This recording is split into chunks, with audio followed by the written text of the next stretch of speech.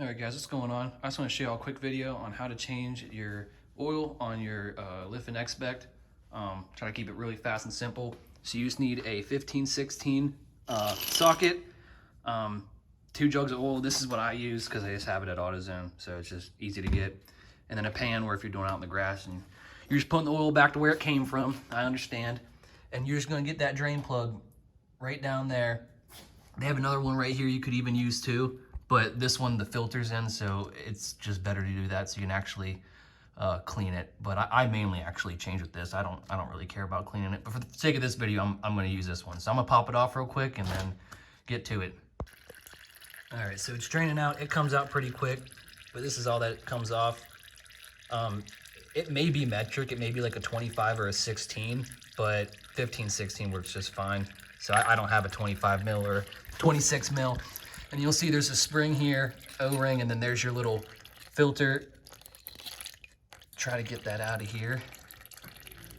See, what sucks about doing it this way is that you get oil all over your frame, but I mean, it wipes right off. But so this is your filter. I've probably cleaned this once out of the 2,000 miles I rode, and this is, I mean, literally there's nothing in it. So I mean, you can do it from the bottom, but if you just want to do the extra work and just kind of make sure it's clean, it's fine. But the shifter doesn't really get in the way either, so you really just put it over that. So let me get this cap back on and then we'll get to filling it.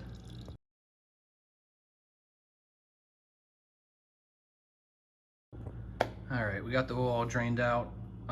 You'll probably notice there's like a little bit of moisture in there. I've been battling an issue with that because I parked this in the rain because I sold my car and I only drive this. So you haven't really quite figured that out yet. I have an idea to keep rainwater out of the intake, but we'll see. So I just do oil changes like every couple 100 miles, keep the water out. I mean, I don't really care. When this motor goes, I'm putting a 300cc in it. So for now, we're just gonna deal with the water, and they ain't gonna hurt nothing. But yeah, so it's got the mobile one, Racing 4T 10W40. This is probably overkill for what this thing needs, but it's in every parts store. Like I just picked this up today. It was like 18 bucks for both, I think, something like that. So pretty much you're just gonna take one of your jugs and just literally fill it up completely. And then you're gonna use barely any on the second one. Probably like a 10th or a 1/8 of the bottle. And this bike's super easy to check the oil levels on. It's gonna be a little tricky for me because my shit's all fogged up, but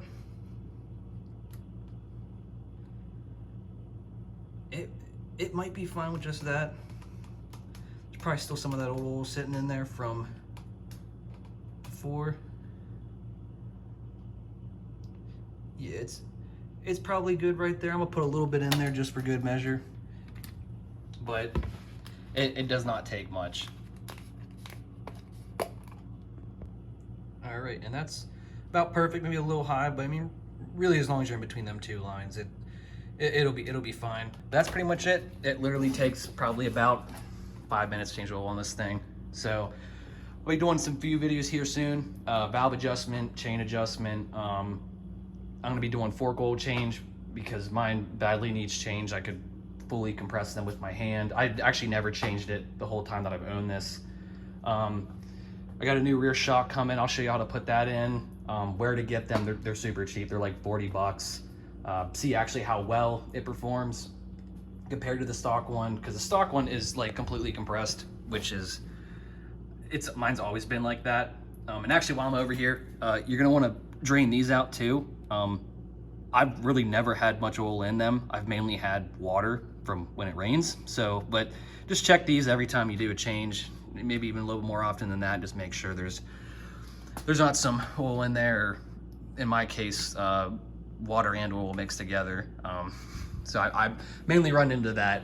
Yeah, and then eventually this summer or winter, whenever this motor blows, essentially, I'll be swapping a 300 in there. I found one that should bolt right up. So we'll see how this bike handles it. But that's all I got for you. Thanks for watching.